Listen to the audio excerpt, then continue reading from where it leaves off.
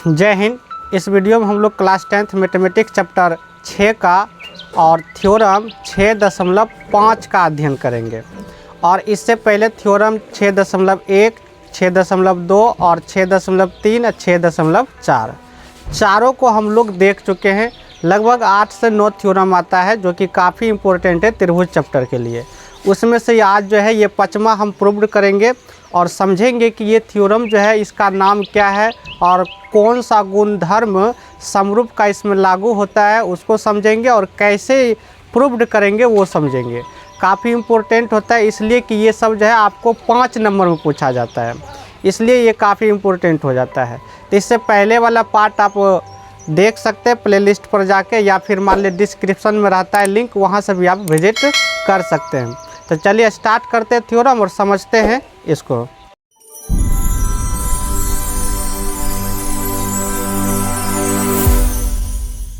Theorem 6.5 और अगर आप ध्यान से देखें ना, थ्योरम 6.3, 6.4, 6.5 तीनों में आपका जो फिगर है वो सेम है। तो इससे क्या होगा कि आपको याद करने में आसानी होगा।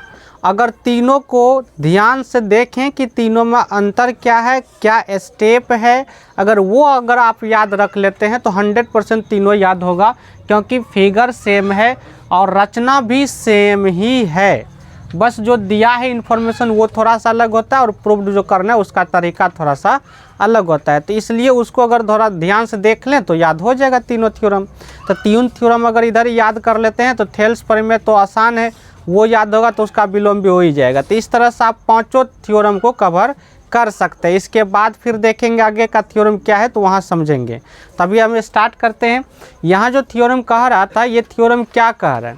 ये थ्योरम कह रहा है कि अगर दो त्रिभुज में कोई एक कोण बराबर हो और उस कोण को बनाने वाली भुजा, जैसे ये त्रिभुज ABC और DEF हम ले रहे हैं, इसमें मान लिए कि कोण एक बराबर है कोण D, तो एक कोण बराबर है और कह रहे हैं कि इस कोण को बनाने वाली भुजा, तो इस कोण को बनाने वाली भुजा कौन है? तो AB है और AC है। उसी तरह यहाँ DE है और DF है, तो यही इसको बनाने वाली भुजा है।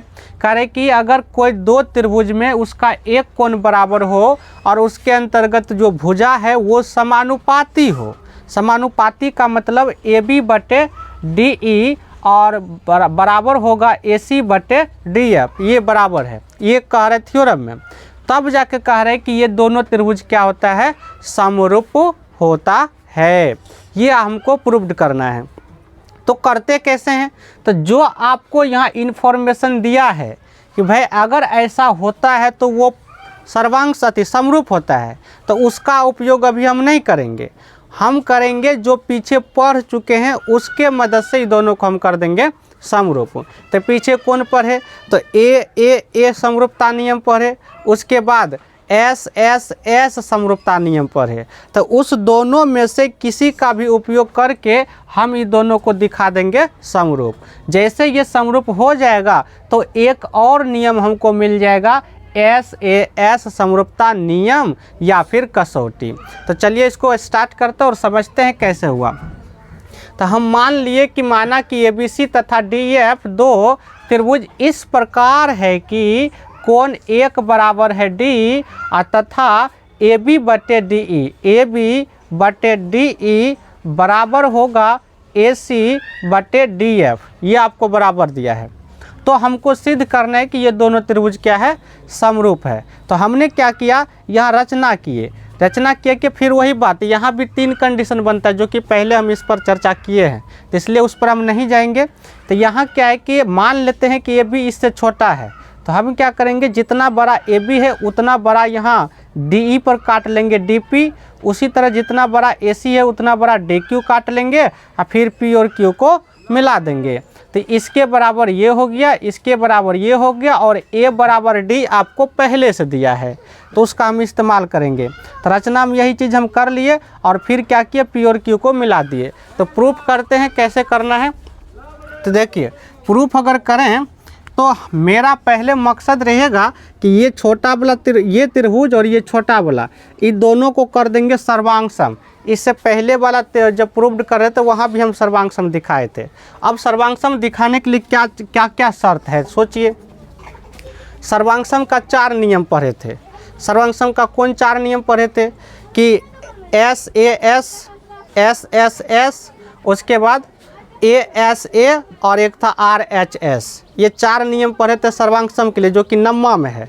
तो उसी में से हम जो है यहाँ उपयोग करेंगे। एक उपयोग कौन हो जाएगा, देखिए ध्यान से। AB/DP बराबर होगा, ये बराबर है AC/DQ, ये भी बराबर है। और कोण A बराबर कोण D, ये भी आपको बराबर है। यहाँ से हम तब तो कह सकते हैं कि ये जो त्रिभुज है, इस छोटा वाला त्रिभुज के सर्वांग-सम हो जाएगा। सर्वांग-सम का मतलब पता ही, ये सब कुछ बराबर हो जाएगा। अर्थात तब हम कह सकते हैं B के बराबर होगा P होगा और C के बराबर होगा Q, ये कह सकते हैं। तो चलिए करते हैं। तो त्रिभुज किस में चल रहे हैं, त्रिभुज चल रहे हैं ABC तथा त्रिभुज DPQ, इसमें चल रहे हैं। त्रिभुज DPQ इसमें चल रहे हैं। अगर इसमें चलें तो बताओ कोण A बराबर कोण D, कोण A बराबर कोण D, ये कहाँ से आया? तो ये आया, आपको दिया है, ये पहले से दे दिया क्वेश्चन आती थ्योरम में। उसके बाद जो है AB बराबर DP, AB बराबर DP, ये और ये कहाँ से आया? तो ये आपको आया है रचना से, रचना को नहीं भूलना है। दूसरा AC बराबर हो गया DQ, AC बराबर हो गया DQ, ये कहाँ से आया? तो ये भी आपको आया है रचना से। तब तो सोचो, त्रिभुज ABC जो है ये सर्वांग-सम हो गया त्रिभुज DPQ। कौन नियम से हुआ है? तो एक कोण है, ध्यान से देखिए, एक कोण बराबर है और 2 भुजा है बराबर, तो दोनों भुजा के बीच का कोण है, इसलिए इसको कहेंगे SAS। सर्वांग समता नियम, सर्वांग समता नियम से, तो इस नियम से ये हो गया सर्वांग-सम। जब सर्वांग-सम हुआ तब तो हम कह सकते हैं कि एक कोण पे बराबर है ये। सर्वांग-सम का मतलब बताए हूबहू बराबर, तो यहाँ से हम कह सकते हैं कि B जो है किसके बराबर होगा, P के। तो इसलिए हम कह सकते हैं कोण B जो है वो बराबर हो जाएगा कोण P के, और उसके बाद जो है कोण C बराबर हो जाएगा Q के। तो कोण C बराबर हो जाएगा कोण Q। तो चाहें तो आप इसको समीकरण भी मान सकते हैं, नहीं तो डायरेक्ट वहाँ आगे यूज कर सकते हैं। अब क्या करना है, अब मेरा मकसद ये है जिस तरह से 6.4 में हम प्रूव्ड किए उसी तरह करना है। अब मेरा मकसद ये है कि किसी भी तरह से ये दोनों को दिखा देंगे समांतर। जब ये समांतर हो जाएगा तब तो हम गारंटी कह सकते हैं ये बराबर ये। तो जब B बराबर P है तो P बराबर E है, तो यहाँ से हो जाएगा B बराबर E।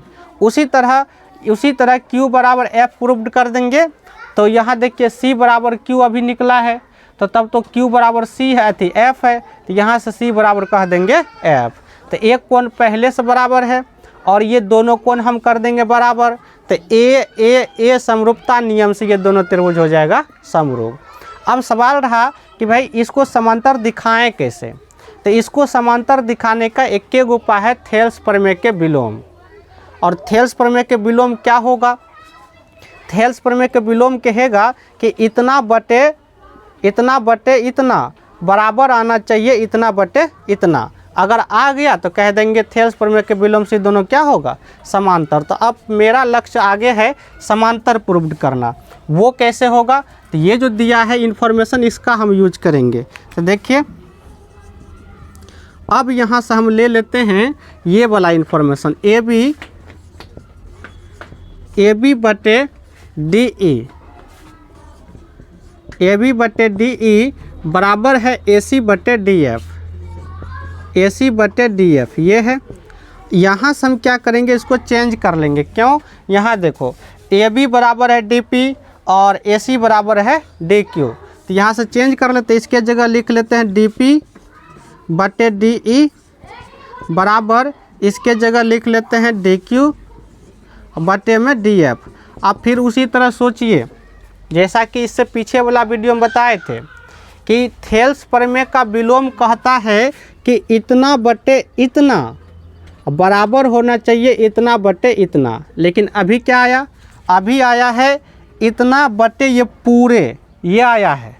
तो इसको हम चेंज करने के लिए बताए इससे पहले वाला में।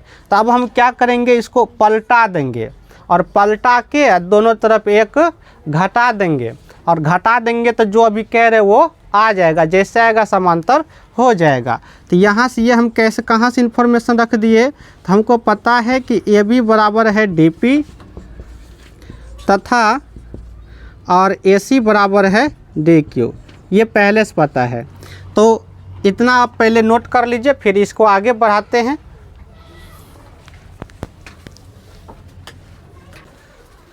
तब इसको आगे बढ़ाते, जैसा कि बोले इसको उल्टा के और दोनों तरफ एक घटा देना है। तो उल्टाते हैं। क्यों उल्टाएंगे, तो बड़ा वाला को हम ऊपर करेंगे इसलिए उल्टाएंगे। तो उल्टाएंगे तो क्या हो जाएगा, ऊपर चल जाएगा DE बटे हो जाएगा DP बराबर, इसको ऊपर करेंगे तो हो जाएगा DP नहीं DF और बटे हो जाएगा DQ। अब दोनों तरफ हम क्या करेंगे, एक घटाएंगे, तो DE बटे DP माइनस 1 बराबर DF बटे DQ माइनस 1 लिख सकते हैं। दोनों तरफ एक घटाने पर, तो हम दोनों तरफ कर दिए, एक घटा दिए। LCM लेंगे तो हो जाएगा DP, तो यहाँ हो जाएगा DE माइनस DP। जब इसमें LCM लेंगे तो हो जाएगा DQ, तो यहाँ हो जाएगा DF माइनस DQ गुना 1 DQ। अब यहाँ से आप देख सकते हैं DE माइनस DP, फिगर में देखिए DE ये पूरे है, पूरे में घटा रहे हैं DP, तो जब पूरे में इस DP को गायब कर देंगे तो ये बचेगा PE, तो ऊपर बच गया तुम्हारा PE बटे हो गया DP बराबर, यहाँ देखिए यहाँ आपका DF है और DF में घटा देंगे DQ, तो बच जाएगा ये QF, तो ये हो गया आपका QF बटे में हो गया DQ। अब फिर इसको पलटा देंगे, क्योंकि शीर्ष से अनुपात लेंगे ऊपर से, तो पलटा देंगे तो DP चल जाएगा ऊपर बटे हो जाएगा PE और बराबर हो जाएगा DQ चल जाएगा ऊपर बटे हो जाएगा QF। अब इस चीज़ को जो है आप फिगर में देखिए, थेल्स प्रमेय का विलोम लागू हो रहा है।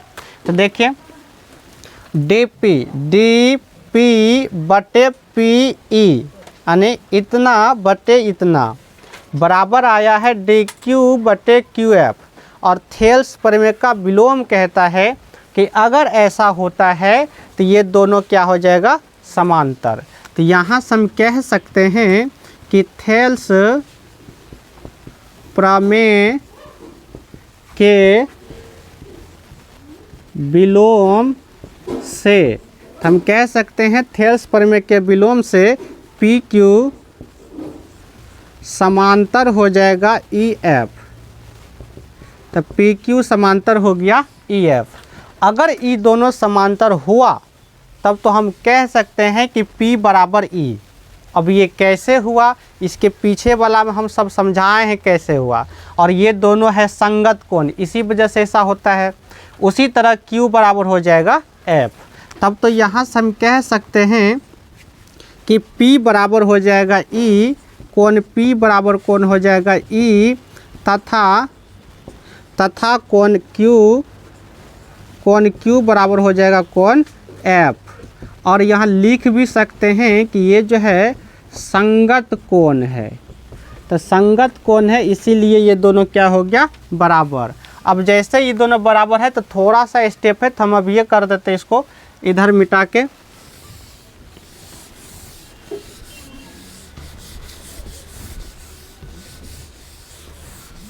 तो यहाँ से हम कर देंगे क्या चीज़, तो देखिए P बराबर निकला है E, लेकिन समीकरण 1 आप देखिए, समीकरण 1 में निकला है B बराबर P, समीकरण 1 में B बराबर P, तब तो इस P की जगह हम लिख सकते हैं B। उसी तरह समीकरण 2 में निकला है C बराबर Q, तब तो इस C की जगह थी C बराबर Q है, तब तो इस Q की जगह लिख सकते हैं C। तो इसको हम चेंज कर रहे हैं, तो इसको जब आगे इसी को आगे बढ़ाएंगे तो यहाँ लिख रहे हैं हम, तो इसी को आगे बढ़ाएंगे तो इसके जगह P की जगह लिख देंगे क्या चीज़, B। तो कोण B बराबर हो जाएगा आपका कोण E।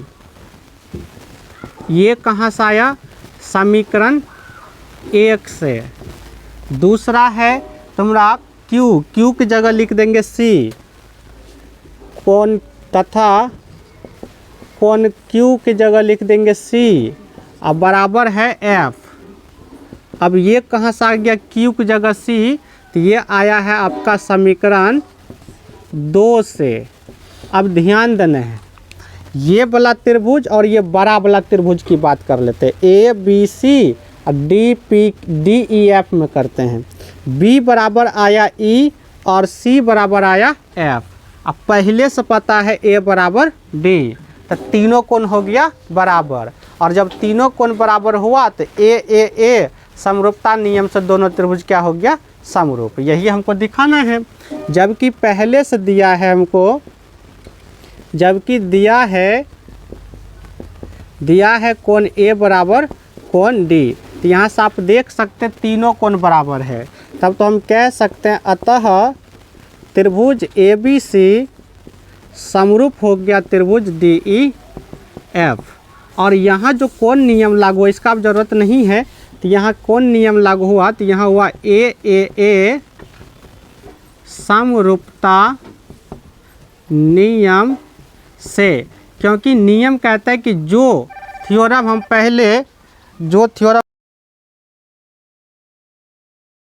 उसका उपयोग हम बाद में कर सकते हैं, तो इस थ्योरम का पहले हम कर चुके हैं, तो इसलिए इसको हम उपयोग कर सकते हैं। तो यहाँ से जो है ये दोनों त्रिभुज आपका हो गया सर्वांग सम, और यही मेन हमको करना था प्रूव्ड। तो इस तरह से जो है थ्योरम नंबर 6.5 जो है कंप्लीट होता है। अब इसमें हम तीनों थ्योरम को जो पढ़े हैं सर्वांग साथी समरूपता का जो 3 कसौटी है, तीनों को एक बार लिखते हैं और फटाफट उसको एक बार रिवाइज कर लेते हैं।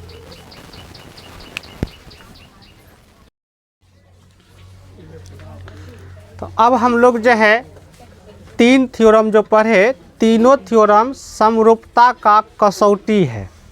तो एक बार फटाफट तीनों को हम रिवाइज कर लेते हैं, क्योंकि इसके बाद जो है अब एक्सरसाइज 6.3 प्रारंभ होगा। तो फटाफट एक बार इसको कर लेते हैं रिवाइज। क्या क्या पढ़े, पहला जो इसमें पढ़े यानी कि थ्योरम 6.3 कसौटी की हम बात कर रहे हैं। तो पहला जो कसौटी पढ़े हैं वो पढ़े हम ए पढ़े समरूपता कसौटी, और दूसरा जो पढ़े वो पढ़े हैं एस समरूपता कसौटी, और तीसरा जो पढ़े हैं वो पढ़े अभी जस्ट हम प्रूव्ड किए SAS, और इसका मतलब हम समझा चुके हैं। ए का मतलब होता है एंगल, यानी कि कोण। अगर दो त्रिभुज का तीनों कोण आपस में एक दूसरे के बराबर है तो ये हो जाएगा समरूप। अभी हम फिगर में समझाते हैं।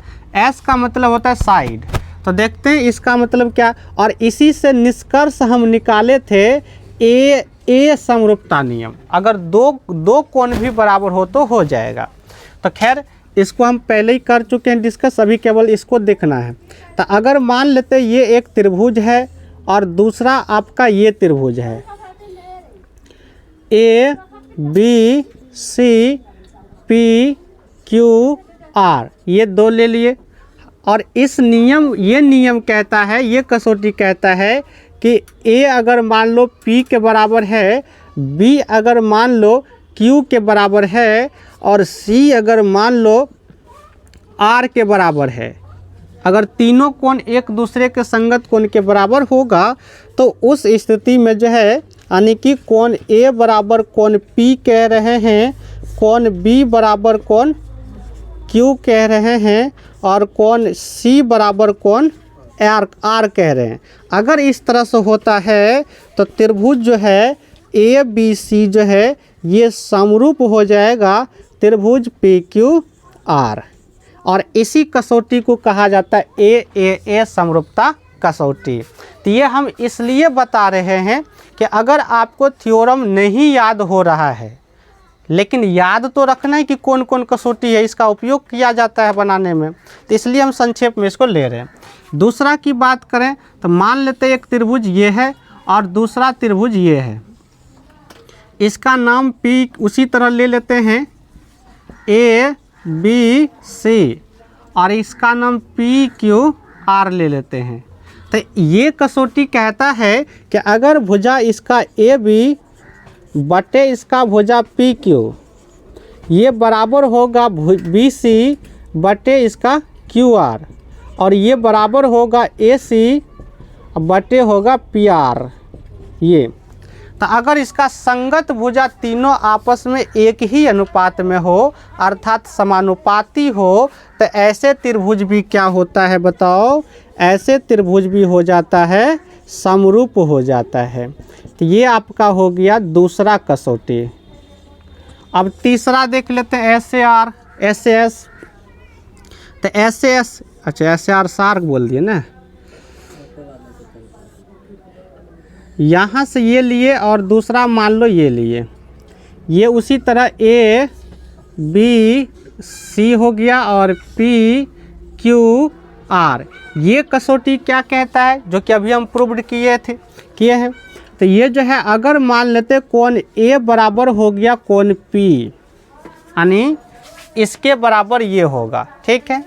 उसके बाद जो है इस कोण के अंतर्गत जो भुजा आ रहा है, अंतर्गत का मतलब इसको बनाने वाली भुजा, तो इस कोण को बनाने वाली भुजा AB है और AC है। उसी तरह इस कोण को बनाने वाले भुजा PQ है और PR है।